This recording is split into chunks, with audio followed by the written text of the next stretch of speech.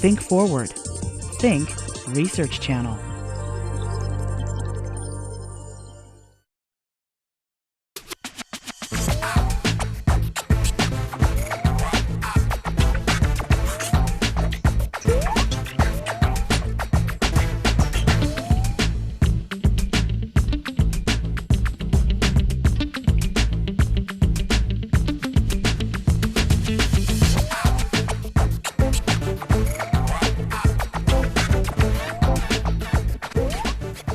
Welcome to UMBC In the Loop. I'm Joe Tatarewicz, a professor in the Department of History here at University of Maryland, Baltimore County, and director of the Human Context of Science and Technology program. I'm delighted to welcome today Sandra Herbert, my colleague in the History Department and the founding director of our program, who is here to talk with us about her career and Charles Darwin. Welcome, Sandra. Thank you, Joe. I'm very glad to be here. Now, how did you and Charles Darwin first meet? In graduate school, really.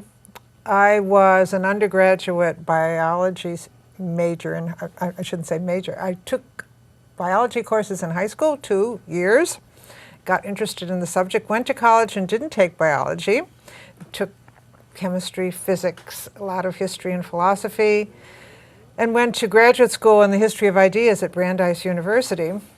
And while in graduate school, I discovered the notebooks of Darwin that he kept when he was becoming an evolutionist. He called them his transmutation notebooks.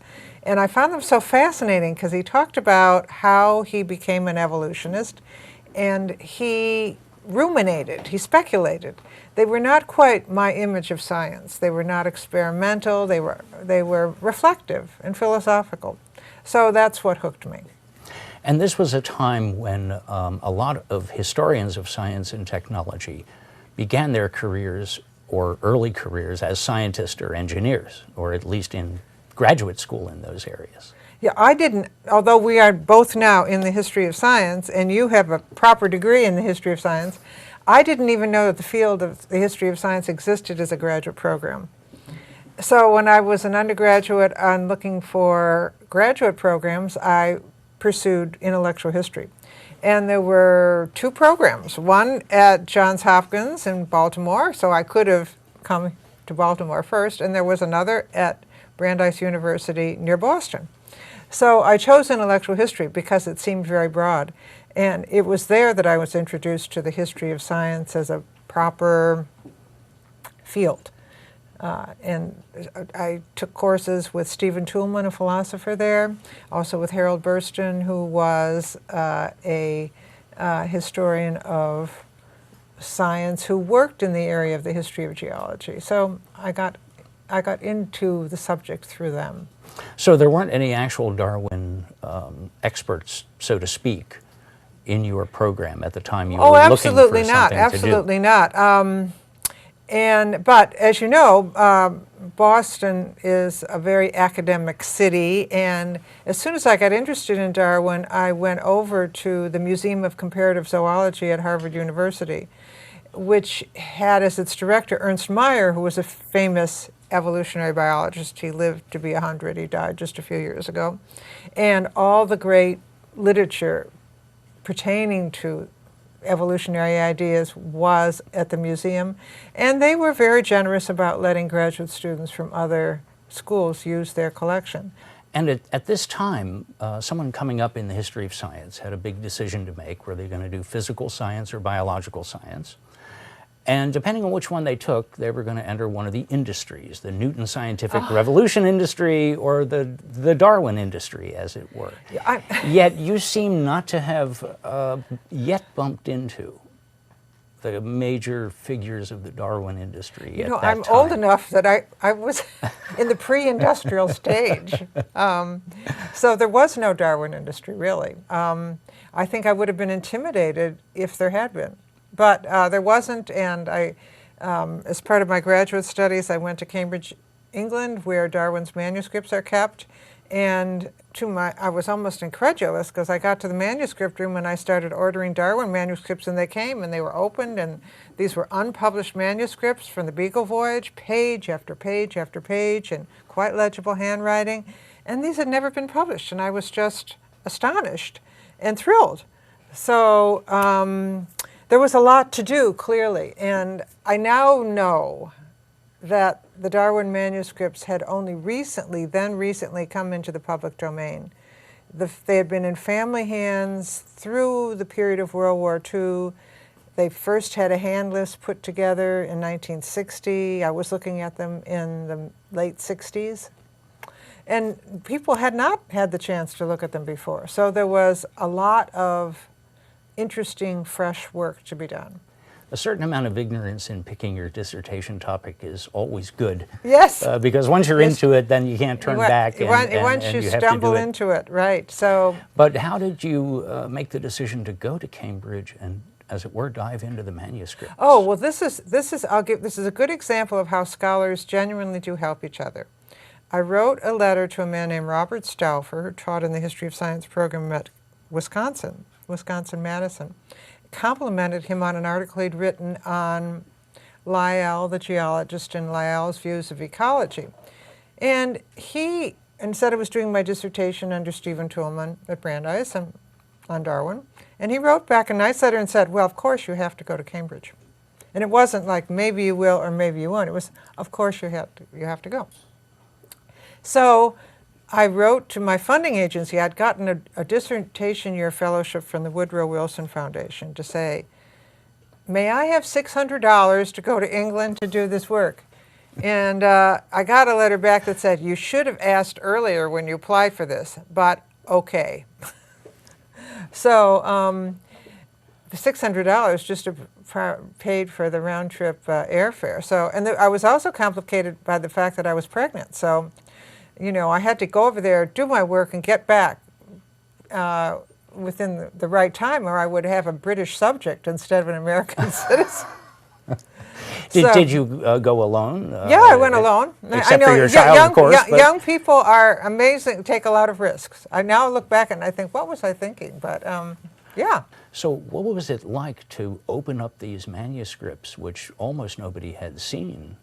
Your first day there, how did that go? Well, you order them and they are delivered to your desk within minutes. And then you open the big brown bound volumes, and there on beautiful paper is Darwin's handwriting, the dates, places he visited, Buenos Aires, Rio, and his specimen numbers in the left-hand column and text on the right, and you're paging through this and you can hardly believe that this is the real thing, that this is the original. So it's quite thrilling, and you feel lucky to be there, lucky to have this opportunity. And in those days, extensive copying was pretty much out of the question, but could you get copies at all? They were photographed, and this is how they do it with manuscripts. They don't want to put manuscripts upside down on a photocopy machine, generally.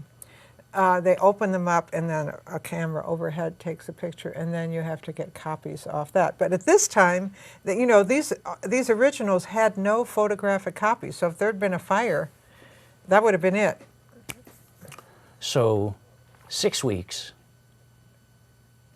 brand new opened manuscripts, and pretty much your ability to write and take notes on them before you have to come back. Yes, it was really 3 weeks. But the nicest thing, shows, and I'll give you an example how sometimes it's nice to not have much money and be a graduate student. I had booked my flight to come back on a Monday since it was cheaper than flying on the weekends. So I went down to London. The library closed on Saturday noon. I went down to London, met up with a friend who was in medical school. He took me to St. Thomas's Hospital. It was the only surgery I ever witnessed, so, you know, got in on what his training was. Then Sunday I had nothing to do. So I went out to Darwin's house, which is on the outskirts of London, thinking I was just going to be a tourist. And, you know, you have a day in London, you don't want to waste it. This also shows it's good to be young. So I got out there, and it took all day taking buses to get out there. And I'm looking around at everything, and then I notice there's a cabinet on the wall, and it has some notebooks in it. And you know, I look and I look and I look, and I finally get up my courage to ask the caretaker if I could have a look at the notebooks and explain what I'm doing. And he says yes. So he sits me down in the chair where Darwin wrote The Origin of Species. It was a chair with big arms. Darwin, and it had casters on it, wheels on it, so he would scoot around his room so he could move around quickly. And he didn't even write at a desk. He had a big like breadboard that he put across the arms of his chair. And that's where he did all his writing. Okay, so he sat me down there with these notebooks.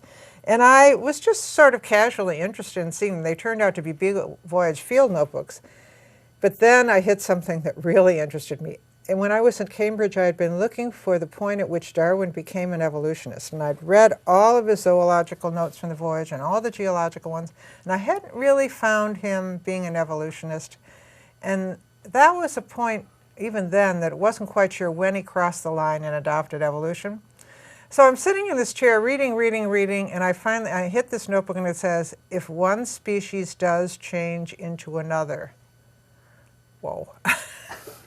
I mean, I thought, I found what I'm looking for. This is it. And all of a sudden, I decide to copy the notebook, so I start writing. And, the museum is supposed to close, and I talk to the curator, and he says, don't worry. So I finish copying it out, and he drives me to the train station. And that is the red notebook of Darwin's Red Notebook, which I published. And it's a key document because we now know when Darwin became an evolutionist. He became an evolutionist not during the voyage, but after the voyage in March of 1837. Months after he got back from the voyage, but still after. So that was a wonderful moment, and it wouldn't have happened if I had had enough money to fly home on the weekend. Sitting in Darwin's own chair, yes, reading his notebooks, yeah, which, for all we know, he had been the last one to gaze eyes on if they'd been sitting at the country house. Well, they wouldn't. Yeah, no. He definitely. His wife would have had them, and so on. They would have passed through a number of hands. But no, you do feel the man is around and his family's around, and yeah, you feel very closely connected. And he had the habit of cutting pages out of his notebooks when he wanted to file that sheet, like an index card for something else. And he used his wife's embroidery scissors. So instead of having a little straight line across the page, it's a little, and you can. So it was a household that worked together. Mm-hmm. It seems like we're watching the Darwin industry being born. Oh yeah, a lot of people working on Darwin were Americans, and I think one of the reasons for that is that there has always been a sort of hesitant attitude towards evolution in the U.S., more than, say, in England. And just a little bit of controversy draws interest. So people got interested and they wanted to figure it out for themselves. So there's quite a few Americans involved. And then at the time when I started in the 1960s, the big thing in biology at the University of Cambridge was DNA, which was the code, the genetic code. After all, Francis Crick and Jim Watson had unraveled the story of the code in Cambridge. So molecular biology was the coming aspect of biology in Cambridge in the 1960s. And Darwin was looked at as nice and old-fashioned and sort of natural history, and that was a stage that biology had to go through before it got to be real science. So at that time, in the 1960s, there were only a couple people in Cambridge, both of whom I got to know fairly quickly because they were glad to have other people who were interested. And both of those two people, actually, we combined efforts and we did the big volume on Darwin's notebooks, Sidney Smith and Peter Gautry. So they and Paul Barrett, who was at Michigan State, and David Cohn, who was working on the Darwin Correspondence Project. So 3 Americans and 2 British scholars, we put this big volume together. And so in a certain sense, you're supplying other scholars with absolutely essential material, not just Darwin's words, but contextual things and explanatory footnotes and so forth. Oh yes, and tracking down this literature, which was very time-consuming. And by the way, although it was that volume was published in 1987, and it was just reissued this summer in honor of the anniversary year, but it's also available for free online. One of our co-editors, David Cohn, has a website called what does he call it? the Digital Library of Evolution, Darwin, something like that. It operates out of the American Museum of Natural History in New York. And he has had this all scanned, and so you can do a word search on these documents. You can not only get the full text as it looks in the book, but you can actually do a word search. So you want to say, did Darwin ever write anything about tigers? Or did he write anything about the state of Maryland? He did. You can just type that in the search bar and it comes up. So, and that's available for free. So with all of the other knowledge about Darwin in the interim and treatments of him in biographies, how did you choose to research and write about him as a geologist? I was aware that he wrote twice as much on geology during the Beagle voyage as on zoology or botany or any other subject. So I knew how much it interested him. And then in the Red Notebook, he also talks about the geology turning out simple, the geology of the whole world turning out simple. And what he had in mind was that all of geology could be understood if you understood the vertical motion of the Earth's crust, its rise and its fall. He thought these were balanced movements. He had published a whole book on coral reefs premised on this. And so he had a very big idea before he ever got to evolution. Then Louis Agassiz, author of the glacial hypothesis, came along and sort of busted up Darwin's notion of up-down motion being the whole story. Agassiz introduced the notion of glaciers affecting the landscape. Darwin fought this idea very hard, but he eventually had to admit that Agassiz had a good point. And this whole bubble Darwin had put together of an up-down motion of the Earth's crust became less the whole story once the glacial hypothesis was introduced. So that big idea sort of fades after 10 years. I thought that was interesting that Darwin had this one big idea. It didn't work out quite the way he wanted. He let it he took what he could from it and let it contract. And then he had this other big idea, evolution, and that continued to grow and grow and grow. But he had to shift his interests. And he was also, even when he was working on evolution, pretty tentative at points. You know, he said, sometimes I think about how long people have worked on ideas and then they turn into big puffballs that just sort of break up. So for 20 years, Darwin worked on this idea of evolution through natural selection, and he wasn't really 100% sure that it was going to turn out to be true. He thought there were parts of it that were true, but he was always very humble and tentative. And he was that way partly because he had seen his first big idea on geology not exactly explode, but definitely be challenged and have to be reworked. So there's this humility to a lot of his writings that is attractive and also realistic given what his own experience, his discovery had been. So we have Charles Darwin, geologist, and then we have Sandra Herbert, geologist. Because you, in addition to doing research in libraries and archives and with manuscripts, you felt the need to actually go into the field.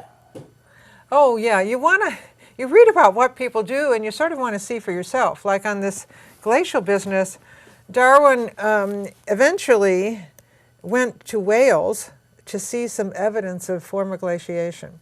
Former glaciers often leave their marks because glaciers are very heavy and they sit on rock and they scratch the rock as the glacier is sliding over the rock. The glaciers moved seasonally. So Darwin wanted to see some evidence of this movement. So he went up there when he was in his early 30s and looked around Wales and said, yeah, he said, it takes a while to get a good glacial eye, but now I can see it. Well, I wanted to see too. So I hooked up with someone who was experienced in the geology of the area, and we went around and looked at some of these things and took some photographs. And you want to see what the other person saw and see. Also, you think, would I have recognized this in the field, or how would this have looked to me if I came at it green? So that was one example. Now, Wales is fairly easy to get to from London. But this most recent project that I've worked on with geologist has been much more of a challenge because it was in the Galapagos archipelago. And you can only do research in the Galapagos with permission, and the area where we wanted to do research was an uninhabited island. And there was a problem with it because Darwin said he collected a certain sort of rock there, and it was the origin of a theory about rock differentiation that he had that he published in 1844. And some more recent researcher had been there in 1964 and said, I can find no evidence of the rock Darwin said he brought home, and the rock that's now at Cambridge, and possibly a mistake was made in assigning it. You know, possibly this rock Darwin didn't collect there, and because it doesn't seem to be there. Well, that was a challenge. Was Darwin a good field researcher or not? You know, and this was the person making this claim had done so during what was called the Galapagos International Scientific Project year. It was something operating out of the California Academy of Sciences, done in 1964. So we got together a team of 2 geologists, one from the University of Idaho, one from the two from the University of Cambridge, and a historian, me, and we put together a plan to go to the Galapagos and see whether this rock was there. And luckily, it is. The person who had investigated the area in 1964 just didn't go far enough upland to find it. And this was a case also where being a historian helped the project, because the person who had done this work in 1964 did not read Darwin's manuscripts. If he had read Darwin's manuscripts from the site, he would have realized that that these specimens were very carefully correlated to sites, and he would have had a clue to where to look. And he wouldn't have suggested that Darwin, you know, by implication, wasn't such a hot field researcher. So, you know, it's a case where historians had something to bring to the enterprise.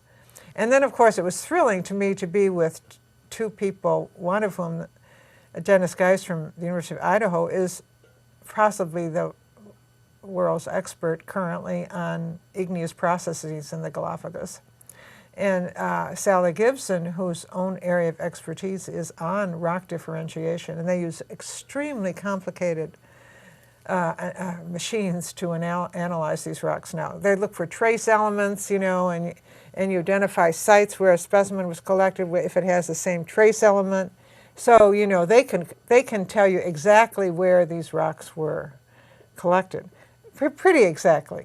Geology has a lot in common with history in that you can never rerun the past, you know, and geologists try to imagine what has gone on in the past, and for historians it's the same. Also with geology, you're always having to sample an area, and, you know, do you miss something? Is there something there you haven't seen? But it was great fun for me to be with these 2 people. And then David Norman, the head of the Sedgwick Museum, who's in charge of Darwin's rocks, was there, and he's a paleontologist, so he brought a lot to the field too. So, so this whole enterprise was very much a team effort, and it was science and history working together. Yes, I did want to ask about the last several years, because we had a big anniversary that I know you saw coming far down the road. Yeah. And you took advantage of that opportunity to make yet another transformation in the way in which you deal with historical materials, in the way in which you bring them to the public. You've gotten into exhibition of objects at museums like the Smithsonian, the Darwin commemorative activities at Cambridge, and also electronic publishing and internet-based materials as well. Tell us about how the Darwin celebration came along the road to you, and how you decided what to do about it. This was quite surprising to me. I didn't know that it would be involve so many people. I started hearing in 2005 from people saying, look, Darwin was born in 1809, and the 200th anniversary of his birth is coming up in 2009. Would you like to do this symposium or do this or that? And the Smithsonian, the thing that was most new to me was working on this exhibit for the Smithsonian libraries. They have quite a fine collection of Darwin material, and they wanted to put it on display for the anniversary. So I was asked through Alice Jokelson, who was a paleontologist there, if I would work on it, and of course I was delighted. And so we were able to put out materials that they had, not things exactly that Darwin collected, but like things that Darwin collected. So we put out the mockingbirds from the Galapagos that were so important to Darwin, and they have a suite of specimens quite like those he collected. We put out something from every area. We also have scans from the Cambridge Herbarium collection of his botanical works. They're on display. And then we have these rocks, because we wanted to have something from geology too. And we also had some manuscript material because Joseph Henry, who was then head of the Smithsonian, read Darwin's Origin of Species in the early 1860s. The Origin of Species was published in 1859. Henry reads it a couple years later, and he becomes convinced by Darwin's argument. So we were able to put some of Henry's letters on display. Well, Cambridge University was Darwin's alma mater. He went there in the late 20s and got his degree in 1831. And he's one of their famous graduates. They have many famous graduates, of course. Christ College, which was his college, also has as one of its graduates John Milton, the poet John Milton. And of course Isaac Newton went through Cambridge. So many famous graduates. But the university was eager to claim him and to honor him. So that became quite an elaborate venture. The university was also celebrating its 800th anniversary as a university the same year. So there were many events going on.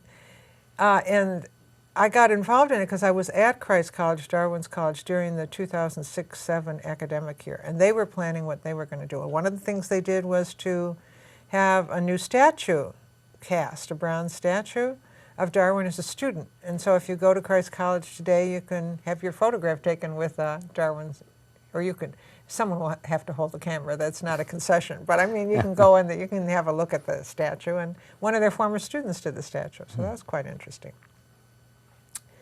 And then there were a series of lectures and so on from that year forward. I did one of those. And they had a huge, what they called a Darwin Festival this year. 1 week of papers, concerts, exhibits, like nothing I've ever seen in academia. Finally, I always like to ask anyone, what have I failed to ask you that you wanted me to ask you about? Students, yeah, you know, it was student interest here at UMBC. I taught a course on Darwinism, the evolutionary perspective, pretty much every year for about 30 years or something. So I think finding out, you know, sort of passing the torch, that's been a very pleasant aspect of teaching. And, you know, we sort of all grow up together. Well, I know that before you pass the torch anymore, you have much more to do. And, but we'll bring this to a close now, and thank you so very much for spending time with us. Thank you, Joe.